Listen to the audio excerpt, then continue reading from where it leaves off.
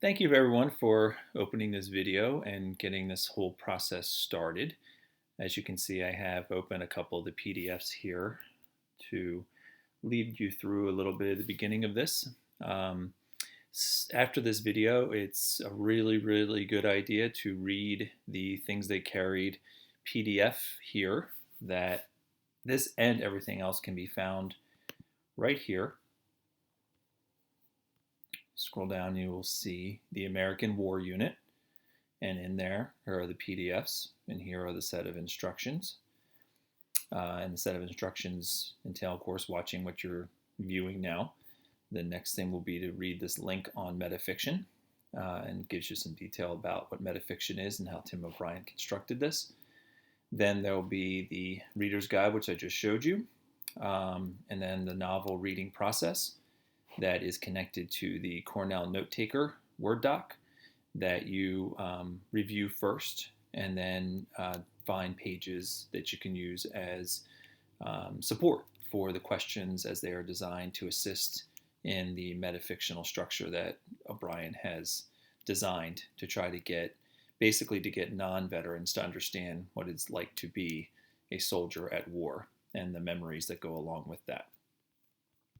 So the reader resources is a good place to start because it does lay out some background information. It does a nice thing with major characters in the book, and that is a very good list because you will encounter a lot of minor characters and characters who that will come and go throughout the book. But these are the primary characters that you will see consistently from beginning to end. I'll get a little bit more into Tim O'Brien himself. Because basically you have Tim O'Brien, the author, you have Tim O'Brien, the narrator, and then you have Timmy, who is a young version of Tim O'Brien, the narrator, and you're introduced to him at the end in a really cool way. I would argue the end of the things they carried is probably in my top 10 all-time favorite endings in any novel. So we'll see what you think when we discuss it. Scrolling down, there's a great interview with on Tim O'Brien himself, and this is from 2008. And then there is some historical and literary context, which I think is really nice to have. Gives you a sense of the history that connects everything together with the book. The Vietnam War, it's a nice one-pager about the war itself. Adaptations, other work he's done. These discussion questions you do not have to worry about. We will utilize them when we discuss this work together. And then just resources if you decide to look them over. So like I said, a very good PDF, but not overwhelming to get through. So let me go to the next piece here. As you can see, that was the full text, the note taker. I just need to add on this, and I'll add it in after this, to add the reader's guide. It's just one other piece that has to add there overall.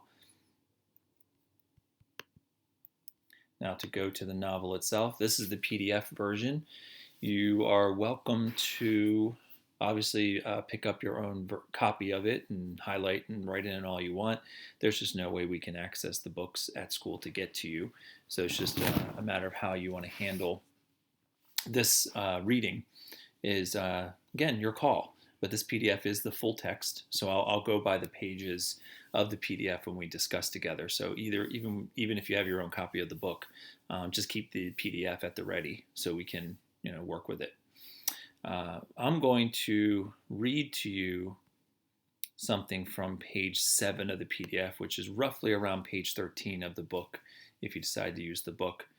It gives you a sense of the kind of narrator that you're dealing with.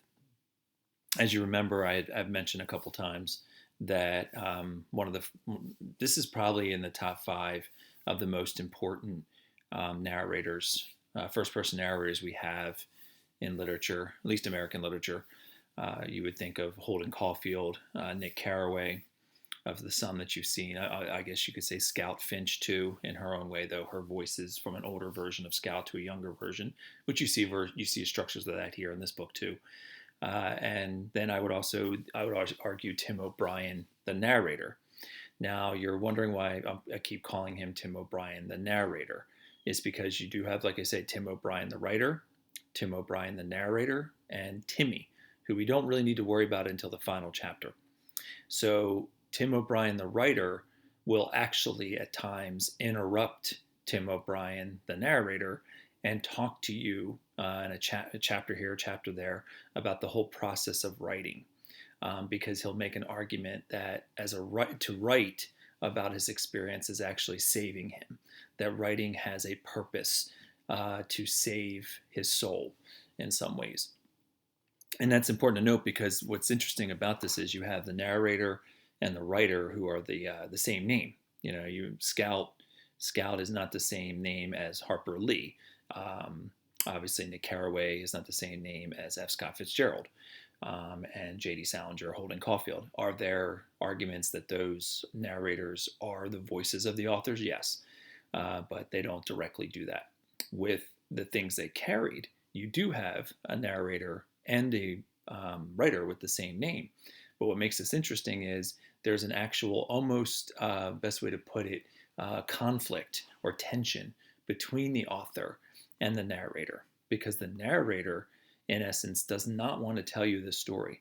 As a veteran, he is uncomfortable relating the story, as if those who, your great-grandparents or grandparents who have served in war, they may not be willing to tell these stories, though they have them and you would probably want to hear them. It's always up to the veteran to want to tell it or not. So a perfect example of this is on page 7 of the PDF, page 13 of the book.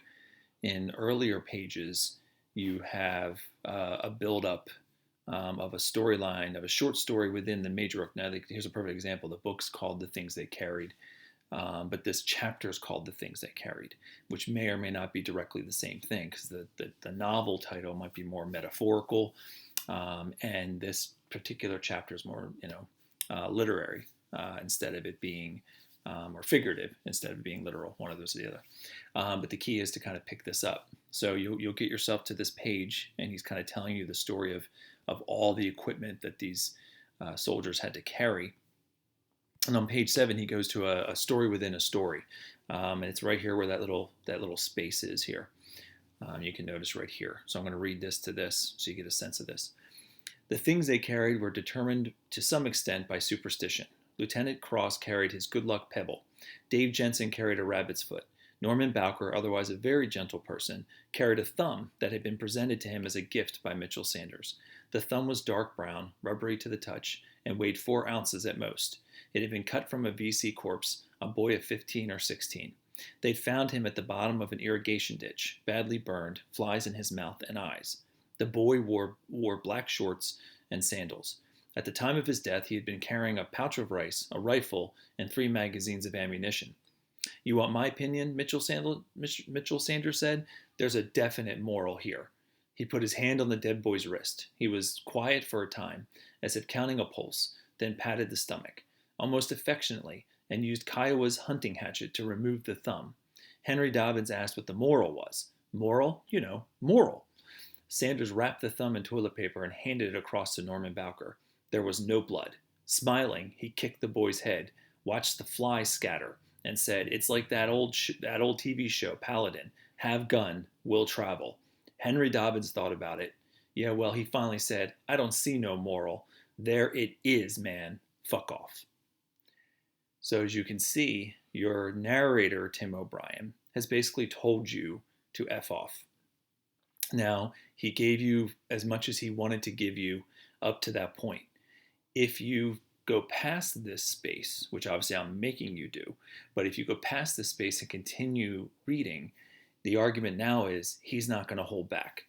The rest of this book will, the best way to describe it is, it will be, its goal is to not just tell a story, but to make you feel like a veteran, to feel what it's like to be lied to when you believed everything was true. To make you believe that you're told that what you're doing has a higher cause, when really there might not be a cause at all. You're being told that if you serve, you will be taken care of when you come home, and then you're not taken care of when you come home. This is the reality, at least the experience through the perspectives of Vietnam soldiers. And for Tim O'Brien, the narrator, he is a representation of many of those stories.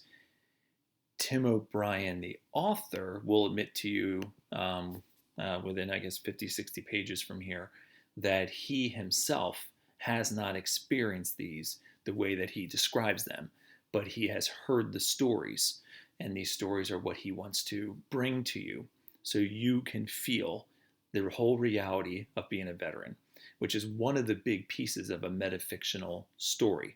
Just like when you see Esperanza Cordero, the way she, through her journal writing and her use of the journal and the diary, to have you feel her reality. This is very similar in the fact that Tim O'Brien, the writer and narrator, if they do agree on something, it's that they want to create the reality of war through a reading experience, so that as when you're done reading this, you would have an understanding of the realities of war. If you bring the story up to veterans, they will often tell you that they don't need to read it, that it's not something that provides any enlightenment to them because they lived it, especially those who have been in combat, and even more particularly so those who have been in Vietnam. I gave this book to my father, and he gave it back to me, if not 3 days later, and he said he got roughly to friends on page 62 of this, and he stopped reading because he felt that there was nothing more it could tell him. So that gives you a sense of the story itself and what it represents. It's not a story that a veteran would pick up. It's meant for non-veterans. So I'll let you take it from here, utilizing the resources I've given you. It will be a very, very interesting discussion for us when we get to that point, when it's done and we get a chance to discuss it. And we will continue that discussion together at that point. So happy reading, and I will talk to you soon.